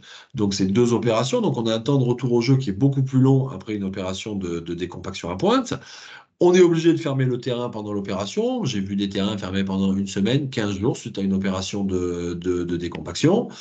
Et un point important à voir par rapport à la gestion de l'humidité, puisque je vous rappelle, on parle de décompaction par rapport à la gestion de l'humidité, c'est que si, en termes de profondeur de travail de décompaction, on ne retrouve pas la couche drainante, et ben en fait, l'effet drainant va être extrêmement limité, puisque comme on crée des puits, l'eau qu'on va mettre va venir se mettre au fond du puits, et si on n'a pas de possibilité de drainage, notamment si on est sur un sol un peu argileux, et ben elle va stagner au fond, créant les problématiques d'humidité au fond pour les racines. Voilà. Donc pour toutes ces raisons-là, en fait, on met très peu en œuvre la décompaction profonde. Et comme je vous l'ai dit, c'est le problème principal sur les terrains de sport. Donc en fait, ce qui se fait le plus souvent, et c'est compréhensible que ce soit le problème principal, on passe son temps à courir sur un terrain de sport. Donc en fait, on a tout le monde qui le compacte tout le temps. Et donc en fait, ce qui est le problème principal d'un terrain de sport est celui qui est la plupart du temps le moins souvent traité. Donc pour ça, il existe en fait d'autres possibilités. C'est de travailler avec ce type de machine, des compacteurs de type alternatif. Donc là, on a des compacteurs linéaires de type Shockwave. Donc là, en fait, comment va fonctionner la décompaction? Elle va fonctionner de manière latérale. C'est-à-dire que la lame que vous pouvez voir là sur le petit film, c'est une lame qui est en V et qui est comme ça, qui quand elle va pénétrer dans le sol, va écarter le sol, et comme elles sont montées de manière alternative sur le rotor, sa copine en rentrant va repousser le sol de l'autre côté, créant en fait une vague de décompaction, mais surtout laissant la surface intacte. Vous pouvez voir en fait sur cette vidéo, là, ici, et sur les photos qui sont ici. Alors, c'est des photos qui sont issues du golf, parce que je trouve qu'on voit encore mieux sur des greens de golf. Vous pouvez voir en fait l'effet d'une décompaction linéaire, d'un shockwave, sur le sol. Donc, en fait, ça veut dire quoi? Ça veut dire que directement après avoir passé la machine, vous pouvez travailler. Et donc, du coup, vous avez beaucoup plus de possibilités. Ça vous ouvre quoi comme possibilité? La première, ça vous ouvre la possibilité de sortir du systématique. C'est-à-dire de vous dire, OK, quand je fais un terrain, je fais mon terrain en entier parce que je suis là, j'ai fait venir le prestataire, et donc il faut qu'il me fasse tout le terrain. Là, avec cette machine-là, vous pouvez faire juste la zone d'embut, juste la zone de touche, ou peut-être l'axe central, qui sont ceux qui souffrent le plus, les faire plus régulièrement, puisqu'en gros, vous allez mettre 3 heures, 2 heures et demie à 3 heures pour faire un terrain en entier, mais si vous ne faites pas le terrain entier, ça va vous prendre 1 heure et demie à 2 heures, donc ça sera plutôt facile. Et donc, cette utilisation va vous permettre vraiment de travailler différemment et de travailler la compaction en fonction de quoi? Pas en fonction d'une régularité, de vous dire, OK, on fait ça tous les mois de juin, mais en fonction de la mesure que vous allez y faire. De la même manière, vous avez ce type d'outils, des décompacteurs à air, qui vont vous permettre de travailler sur la décompaction du sol, tout en étant totalement non-invasif et en pouvant travailler sur des zones qui sont spécifiques et de manière beaucoup plus régulière. La décompaction à air, là, telle que vous la voyez, en fait, donc il y a une injection d'air il y a une pointe qui rentre dans le sol, la profondeur est gérée par la longueur de la pointe. Là, dans le sol, on va avoir un blast d'air, et ce blast d'air va en fait vouloir remonter à la surface, et en remontant à la surface, il va défragmenter tout le profil et le décompacter de cette manière-là. En termes de mesure, pour moi, l'outil le plus efficace pour mesurer la compaction, c'est le pénétromètre. C'est un outil extrêmement simple. Donc, comment il fonctionne rapidement? Comme vous pouvez voir sur cette image, vous avez un cadran avec une aiguille et des couleurs. C'est un manomètre. Donc, en fait, on va planter la pointe dans le sol et en fonction de la pression de résistance qu'on va avoir du sol pour pénétrer à l'intérieur du sol, on va avoir la pression qui va monter de plus en plus. Tant qu'on est dans le vert, ça veut dire qu'on est dans une pression qui est inférieure à la pression de croissance des racines. Quand on arrive dans le jaune, on est dans une pression qui est quasiment identique, donc ça va être plus difficile. Quand on arrive dans le rouge, la pression du sol est supérieure à la pression de croissance des racines. Donc, Quand on est dans le rouge, on va se retrouver avec des plantes qui sont comme ça, c'est-à-dire qui n'arrivent pas à faire descendre leurs racines et qui vont pouvoir s'arracher à la moindre pluie. Et aussi, on va avoir de l'eau qui va rester en surface et qui ne va pas pénétrer, créant une plus grosse condition d'humidité. Deuxième outil par rapport à la compaction que vous pouvez utiliser en termes de mesure, c'est l'infiltromètre. L'infiltromètre, il va faire quoi? Il va vous mesurer la capacité du terrain à absorber l'eau. Donc ça va être un reflet de la compaction et de votre efficacité de drainage. Comment ça fonctionne un infiltromètre? Vous avez en fait ici un double anneau. Vous voyez, le double anneau, pourquoi on a un double anneau? C'est qu'en fait, on veut mesurer essentiellement le déplacement de l'eau dans ce sens et on ne veut pas mesurer le déplacement capillaire sur les côtés. Donc, le deuxième anneau qui est à l'extérieur, qui est ici, va vous servir essentiellement en fait, de fourreau, à tenir l'eau que vous voulez mesurer au centre. Ensuite, vous avez un flotteur qui est ici. Vous mettez un chronomètre sur la machine, vous lancez, vous partez pour un quart d'heure par exemple. Au bout d'un quart d'heure, vous venez voir de combien l'eau est descendue dans l'anneau central. Admettons, on est sur du 10 mm. Vous multipliez par 4, ça va vous faire en fait une percolation de 40 mm par heure. Ça va vous permettre en fait de savoir dans quel sens évoluent vos terrains et surtout quel va être son temps de réessuyage en temps de pluie. Donc vous permettre aussi de gérer des temps de réouverture après la pluie en fonction de la quantité de pluie qui sera tombée et de voir aussi si vos terrains ont besoin d'être décompactés puisque l'eau ne pénètre plus à l'intérieur. Troisième axe pour pouvoir gérer l'humidité, ça va être de gérer le feutre. Comme je vous l'ai dit, le feutre retient l'humidité. On ne va pas revenir sur ce que je vous ai déjà raconté sur tout le feutre. Pour ça, il va falloir faire du verticut, de l'aération de surface, du top dressing. Quatrième manière de gérer l'humidité, ça va être de venir faire du drainage. Les terrains, en fait, dans le temps, ont souvent été construits avec des fentes de suintement pour pouvoir faire du drainage. Ces fentes de suintement récupèrent la couche de drainage continu qui, elle-même, ensuite se transmet au drain. Si ces fentes, en fait, ne fonctionnent plus, il va falloir réinstaller des fentes de suintement à l'intérieur de vos terrains. Donc là, vous avez le schéma, je vous ai montré le schéma avec les fentes de suintement, le drain intermédiaire qui permet en fait de récupérer toute l'eau qui va à l'intérieur des fentes de suintement en perpendiculaire. Pour les fentes de suintement, vous pouvez soit utiliser une draineuse classique comme ça, ou vous pouvez utiliser ce type d'outils qui en fait vont vous faire l'opération en un seul passage, c'est-à-dire qu'on va extraire de la matière, et c'est extrêmement important si on veut faire du drainage d'extraire de la matière.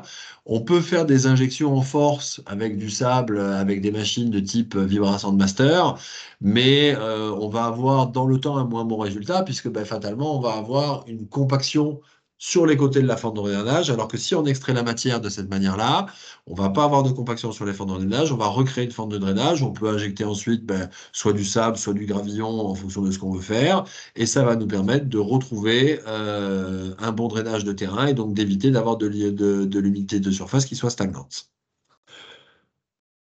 Voilà, nous avons fait le tour un petit peu des techniques de travail mécanique pour venir gérer l'humidité. Maintenant, on va passer au troisième axe de travail qui est l'inversion et la conservation de la flore. Pour ça, on va parler de graminées adaptées, de variétés adaptées, de tontes et de regarnissage. Donc, démarrons par les graminées et les variétés. Alors, il est extrêmement important, et c'est quelque chose qu'on a eu tendance à ne pas trop faire, on va dire, entre les années 90 et les années 2010. Mais il est extrêmement important, en fait, de choisir la bonne graminée, le bon type de graminée. Vous avez deux grandes familles de graminées. Vous avez les graminées dites tropicales et les graminées dites de saison froide. Donc, les graminées de saison froide, c'est les régras, les fétuques, les pâturins des prés. Et les graminées tropicales, c'est les bermudas, les paspalums, les zoysias. Les graminées tropicales, ce sont des dérivés du chien-dent. C'est des graminées qui sont bien plus résistantes à la sécheresse et à la chaleur. C'est des graminées qui sont très peu utilisées en France, alors que je pense qu'en fait, elles devraient l'être et qu'elles vont de plus en plus se développer. Si on regarde, par exemple, aux États-Unis, où on utilise beaucoup plus de graminées tropicales que nous, ils utilisent des graminées tropicales à la latitude de Washington. Donc, au niveau de Washington, nous, ça nous ferait un niveau un peu plus haut que Lyon. Donc du coup, ça veut dire qu'on pourrait utiliser, nous, des graminées tropicales jusqu'à peu près Lyon, et ça fonctionnerait sans aucun problème. La problématique pour laquelle en fait on ne les utilise pas, c'est d'abord une problématique de connaissance, c'est-à-dire que peu d'intendants sont formés à la gestion de la gramine tropicale, qui est une gestion différente, qui va nécessiter beaucoup plus de verticotage et de choses comme ça. Il y a une logique d'implantation. Et puis, comme on est sur un pays qui est quand même toujours d'origine tempérée, où on n'a pas une chaleur intense toute l'année, on va devoir gérer une transition avec de la graminée tropicale, c'est-à-dire si on veut garder du vert et ne pas jouer sur un tapis végétal qui soit marron ou jaune pendant l'hiver, il va falloir regarnir pendant l'hiver. Et donc, ça, c'est une technique qui est pas forcément bien maîtrisée, la technique de transition non plus. Mais si vous avez sur vos terrains, et je vous invite à regarder en hiver des grandes parties, vous avez un espèce de chien dent qui rentre en dormance, qui est marron, il faut peut-être se poser la question de passer en graminée tropicale toute l'année, au lieu, puisque ben, vous voyez que naturellement, en fait, ce type de graminée s'implante sur vos terrains, et que donc peut-être qu'il vaut mieux accompagner le changement, plutôt que d'essayer de combattre ce type de graminées qui sont extrêmement difficiles à éradiquer, puisque c'est des graminées qui sont stolonifères, donc qui vont en fait se reproduire naturellement. Deuxième point sur la graminée, c'est de choisir la bonne variété. Il est extrêmement important de choisir la variété en fonction du sport sur lequel il va être pratiqué, de la fréquence à laquelle il va être pratiqué sur le terrain et de l'environnement dans lequel est le terrain. On a une diversité génétique extraordinaire. Je pense qu'à mon avis, il doit y avoir une bonne centaine à 150 nouveaux types de gazons sportifs qui sont mis sur le marché tous les ans. Qui permettent et qui ont tous des caractéristiques qui sont différentes. C'est très important en fait de choisir une graminée avec la bonne caractéristique, mais je dirais des graminées, c'est ce que je vous ai mis ici. La meilleure stratégie en fait à mettre en place, c'est de choisir plusieurs graminées pour les caractéristiques qui vous intéressent en fonction des périodes de l'année.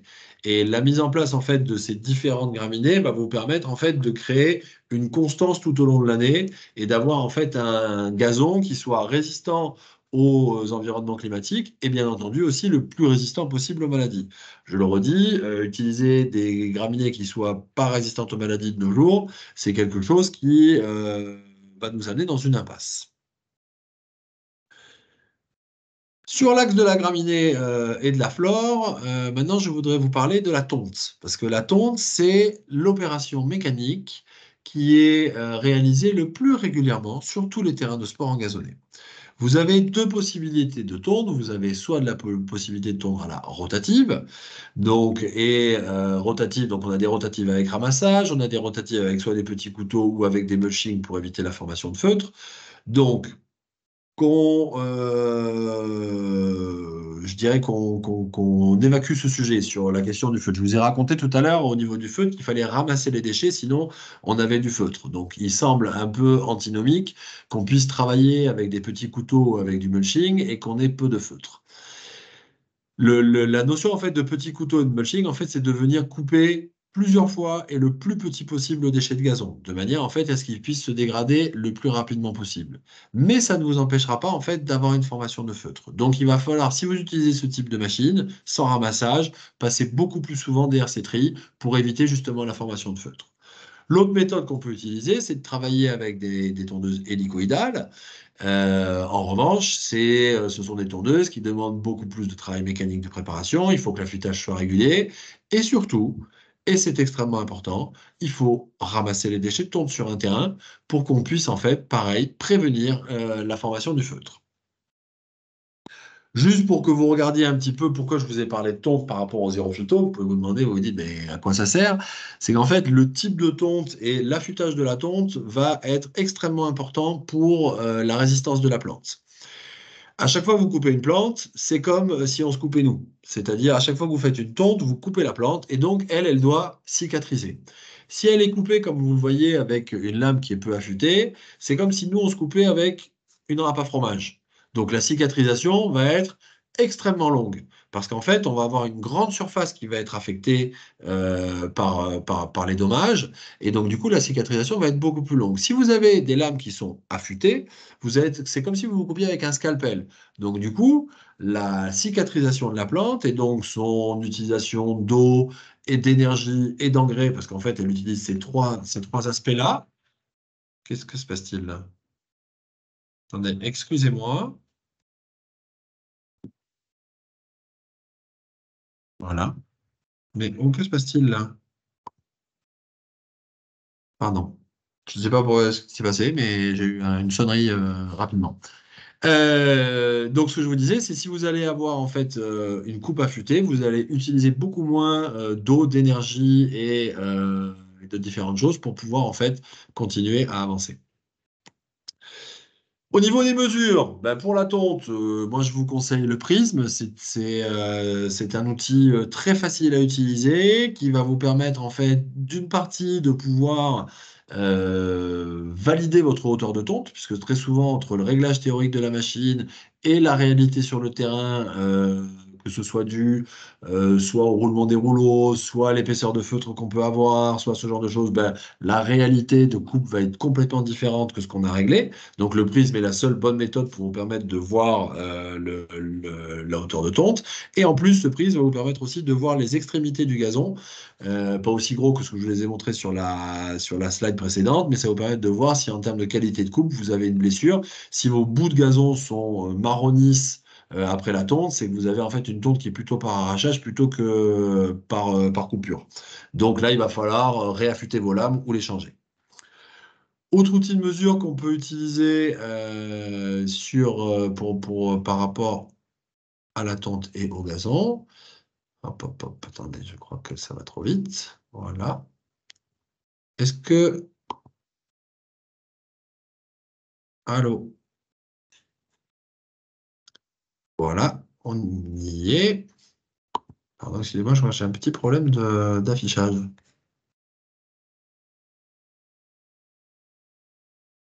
Pourquoi mon PowerPoint bloque?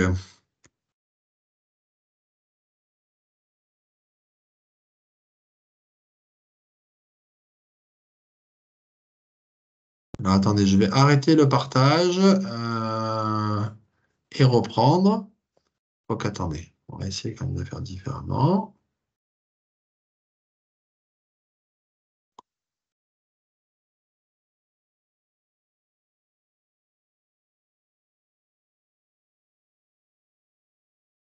Alors, voilà, c'est reparti, excusez-moi. Je suis désolé, je ne sais pas pourquoi j'ai eu un petit blocage. Donc, au niveau mesure, et aussi ce qui est très intéressant, c'est les deux outils que je vous mets là, c'est d'utiliser un macroscope. Donc, le macroscope, lui, va vous permettre de voir ce que vous voyez dans les deux petits ronds qui sont sur les côtés. Donc, le macroscope va pouvoir vous permettre de voir le type de tonte que vous avez, hein, c'est ce que je vous disais, vous voyez les bouts marrons au bout du gazon, mais aussi un macroscope va vous permettre de déterminer si vous avez des départs de maladie assez rapidement et de les voir plus rapidement. Autre outil intéressant, ce sont ces lunettes avec un filtre violet qui vont vous permettre en fait de déterminer les stress du gazon.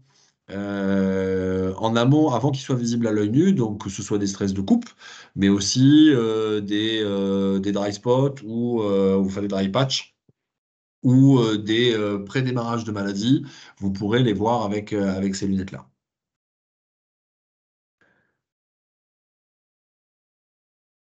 Voilà. Continuons maintenant sur la partie regarnissage. Alors, allons-y.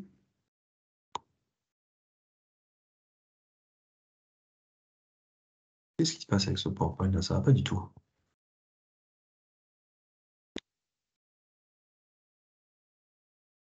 Voilà. Donc, on va parler de regarnissage maintenant sur donc l'inversion et la conservation de la flore qui est dans notre troisième axe. Alors, pourquoi il faut faire du regarnissage sur les terrains de sport? Moi, au démarrage, c'est une question que je me suis toujours posée. Tout bêtement parce qu'en fait, les graminées qu'on utilise, elles produisent des graines à 40 cm de hauteur. Donc, sur un terrain de sport, il n'y a aucune chance, à aucun moment, que le gazon que vous avez mis en place puisse se reproduire naturellement. Et comme le gazon que vous avez mis en place, ben, il va subir de l'arrachement, il va subir des maladies, des choses comme ça, en fait, avec le temps, et même tout bêtement, il va vieillir, il va avoir tendance en fait à disparaître. Et si vous ne faites rien, si vous ne faites pas de regarnissage, la graminée qui va la remplacer, c'est le pâturin annuel. Le pâturin annuel, c'est cette graminée qui a choisi, en fait, pour survivre, d'avoir une stratégie de reproduction et pas une stratégie de résistance. Donc, en fait, c'est une graminée qui est très prolifique, qui, à partir de 5 degrés, commence à se reproduire, qui fait 40 à 400 graines par pied, qui fait plusieurs générations par an, qui fait des graines même à 2 mm de hauteur de tonte sur des greens de golf. Et en fait, ce pâturin-là, il va se disperser. Donc, c'est lui qui fait que vos terrains sont magnifiques au mois d'avril, au mois de mai. Pourquoi? Parce qu'en fait, lui, à ce moment-là, il est en pleine bourre, il pousse, il est très heureux. En revanche, cet ami de couverture végétale l'été, ça va être un ennemi quand vous allez arriver pendant l'hiver et pendant les périodes de stress. Pourquoi? Parce qu'en fait, ce pâturin, comme il a choisi cette stratégie par la reproduction, il n'est résistant à rien. Des chercheurs ont essayé d'améliorer son enracinement au maximum. Ils sont arrivés à maximum 5 cm d'enracinement du pâturin, en le boostant dans tous les sens. Donc, dans le meilleur des cas, vous, sur un pâturin classique, vous serez à 1 cm, 1 cm et demi. Ensuite, dès qu'il va y avoir une sécheresse, il va mourir. Dès qu'il va y avoir une maladie, il va l'attraper. Donc vraiment, le pâturin, c'est un ennemi en fait pour les terrains de sport qu'il faut venir combattre. Et le problème en fait du pâturin, c'est comme il est très prolifique, si vous avez un espace creux sur un terrain de sport, et ben directement le pâturin va venir se mettre dans cet espace creux. Donc ce qu'il faut, c'est regarnir pour en fait éviter que le pâturin annuel vienne prendre sa place et vienne s'implanter pour garder en fait votre graminée d'origine. Donc c'est indispensable pour maintenir votre graminée d'origine. Comme je l'ai dit, vous avez choisi votre variété et vos graminées en fonction des caractéristiques que vous voulez avoir par rapport à l'utilisation. Donc c'est très important de venir les garder. Voilà. Au niveau regardissage, donc vous avez plusieurs techniques. Vous avez la technique à la volée qui n'est absolument pas utile. Vous avez la technique du regardissage à picot et la technique du regardissage à disque. Moi, je conseille la technique du regardissage à disque pour une raison très simple, c'est qu'en fait, c'est le taux de germination. Le taux de germination moyen d'un regardisseur à picot, d'après les études qui ont été faites par une université hollandaise, on est sur du 40%. C'est-à-dire que uniquement 40% des graines que vous mettez dans le sol vont germer. Donc, c'est-à-dire que si vous achetez un sac à 100 €, vous en donnez 60 € aux pigeons. Alors que si vous travaillez avec des semoirs à disque et surtout des semoirs à double disque, où en fait, le principe du double disque, vous avez un disque en V à l'intérieur duquel la graine est intégrée et directement, quand le disque va avancer, elle va être recouverte par de la fine. C'est ce que vous pouvez voir sur la photo ici. Vous voyez, c'est la disposition des graines dans le sillon. Là, vous allez avoir des taux de germination qui sont aux alentours de 90-95%. Et donc, ça va vous permettre d'avoir vraiment un très très bon résultat en regardissage et donc d'éviter d'être envahi en pâture annuelle et de garder votre flore d'origine. Voilà, donc on a parcouru les 3 axes de lutte sur lesquels il va falloir travailler pour aller vers du zéro phyto, la réserve de sport, l'humidité, l'inversion et la conservation de la flore. Je vous ai aussi parlé des mesures pour prendre les bonnes décisions, de la méthode itérative, de la manière dont il va falloir travailler.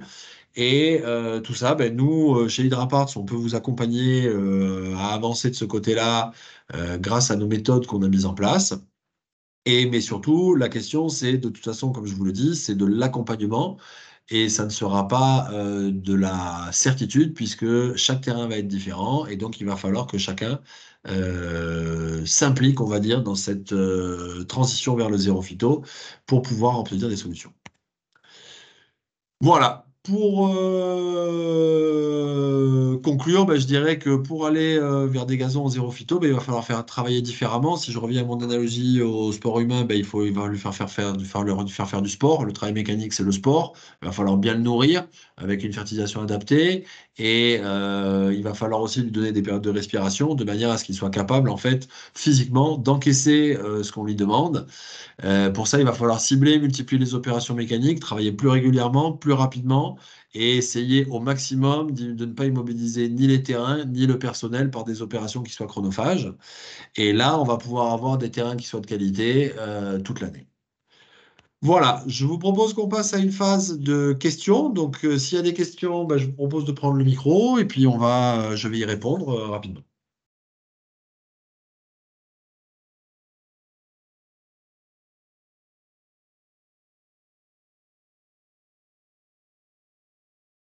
Thierry, je t'active. J'autorise le micro à ceux qui sont là. Je regarde si. Ok, eh bien, écoutez, s'il n'y a pas plus de questions que ça, vous allez voir sur la slide prochaine, vous pouvez me questionner après, hein, a posteriori, n'hésitez surtout pas à venir me questionner. Donc vous avez ici mes coordonnées. Et pour terminer, pour qu'on essaye un petit peu d'améliorer ces webinaires, puisque c'était notre première en terrain de sport, je vous soumets un dernier sondage. Si vous pouvez y répondre, ça serait parfait. Je vous le lance. Je ferme le sondage d'avant. Et je vous lance le sondage. Et puis, voilà. Donc, je vous lance ce petit sondage en 6 questions. Je vous laisse le terminer. Vous pouvez le terminer dans la conversation. Si vous avez, de toute façon, moi j'ai toujours accès à la conversation. Donc, si vous avez d'autres questions ou vous voulez recevoir par mail de la documentation, vous pouvez me le demander. Je vous joins dans la conversation une infographie en fait qui reprend les informations générales que j'ai faites. Cette présentation que je vous ai faite, vous allez la voir aussi, vous allez recevoir un lien par email, donc vous pourrez récupérer toute la vidéo, toute la présentation si vous voulez la diffuser, la montrer à vos chefs de service, à vos collègues, à vos élus, de manière à pouvoir bien leur expliquer le sens dans lequel il va falloir travailler. Et bien entendu, je reste tout à fait à votre disposition pour pouvoir répondre à vos questions, intervenir. Et puis, si vous voulez voir des démonstrations de machines, n'hésitez pas à contacter le revendeur local avec lequel nous travaillons ou à nous contacter nous pour qu'on vous renvoie vers la bonne personne, de manière à ce que vous puissiez voir ça. Ah, alors.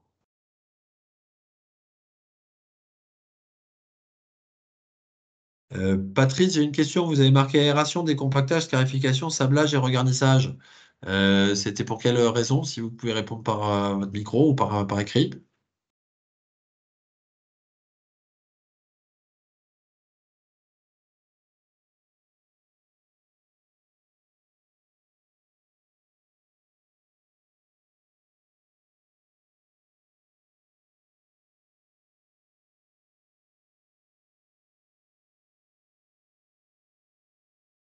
Ah, réponse au sondage, parfait, d'accord, très bien. Merci Patrick. Et Patrice, du coup, on fera ce genre de choses. C'est super. Je vous laisse tous, si vous pouvez faire un retour sur le sondage, c'est parfait. Je vous souhaite à tous une très bonne journée. Je vous remercie de votre attention et du temps que vous avez pris. Et puis, je vous propose qu'on continue à se serrer les coudes et à avancer tous ensemble comme une industrie pour aller vers ces challenges qui nous attendent, qui sont inquiétants mais aussi extrêmement intéressants d'aller dans une nouvelle gestion des terrains de sport. Voilà. Bonne journée à vous. Au revoir.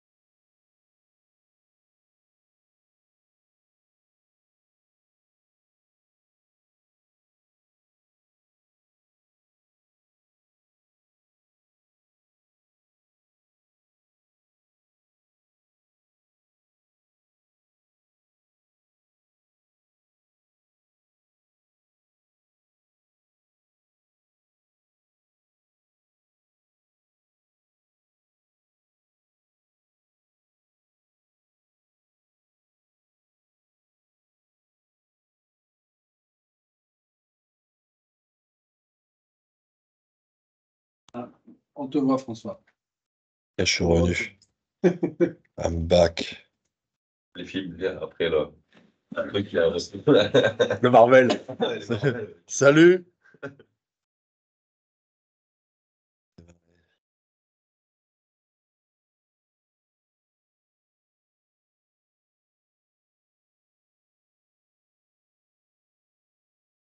Putain, je voulais aller voir le sondage.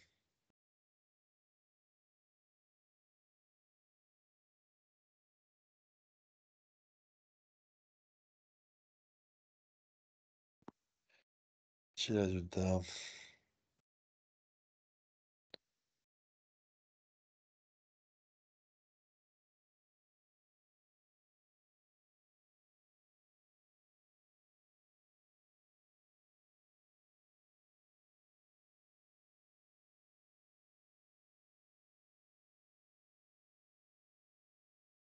Salut Olivier, tu vas bien? Ben ouais, ça va.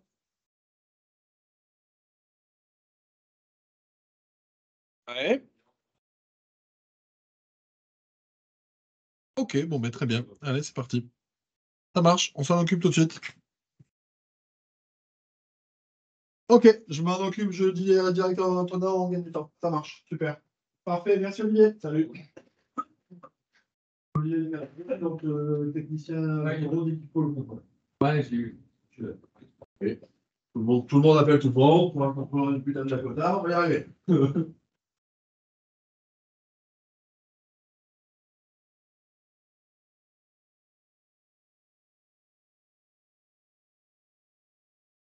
Hop.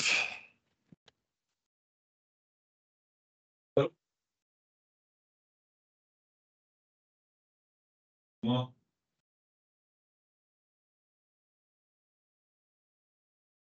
Ah, mais super, ben, que je vais faire un webinaire rénovation de fin de saison le prochain. Super. Ouais. C'est ce que je faisais en préparation de tour en fait. Ah bah oui, enfin, c'était bien. J'en sais rien. Moi, tu sais, je suis là, je déroule un peu sur le même truc, quoi. Je crois que c'était pareil. Et tout, il y a des similitudes sur le truc, mais c'est construit différemment. Oui, déjà, c'est construit différemment. Le sport n'est pas pareil, il y a des terrains de sport. Et voilà, c'était cool. Et puis la présentation de tout le monde, ça a mis un peu de temps, mais ça s'est fait, mais c'était bien. Ouais. Du coup, je voulais un peu plus faire pareil, que ce soit plus interactif. Après, c'est bien pour nous aussi, parce que du coup, on entend, on sait plus. C'est des collectivités, après les paysagistes, c'est sûr que c'est super bien. C'est clair. Tu vois, avec les CRS, que j'avais rencontré sur la plateforme, il y avait Sonia la patronne, tu vois, je pense qu'il y avait aussi il y avait aussi Léo Gary de. C'est quoi ça, Trèves, village. Tu vois, donc tout ça, c'est tous les sports internationaux, tu sens que ça va les. Ça, quand même. Non, c'est bien, bien sûr. Bien sûr. De toute façon, c'est très bien quand on parle de nous et tout. Bon, du coup, tu as eu règle pour les sports des enfants ou pas? Non, je vais regarder le truc, je ne l'ai pas fait, je vais l'appeler là. Ouais, c'est ça. Ouais. Il n'y a pas de discussion. Ouais. Ah ouais, mais là, c'est pas mal. Ils font, mais. La blague, tu m'as demandé, si me dis à Nicolas, je dis c'est bon, tu m'as demandé hier, je t'ai fait le truc. C'est pas... Normalement, je ne le fais pas moi, je l'ai fait. Le truc, c'est que même lui, Greg, il n'a aucun intérêt à me faire le zéro phyto. C'est ce qui amène les gens. C'est ce qui amène les gens. Donc. Ouais, c'est les mêmes, ouais. Attends, je te les annule, les autres. Ouais.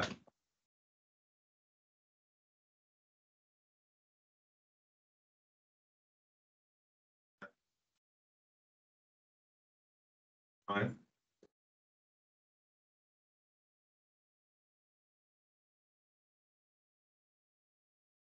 Ouais. Exporter.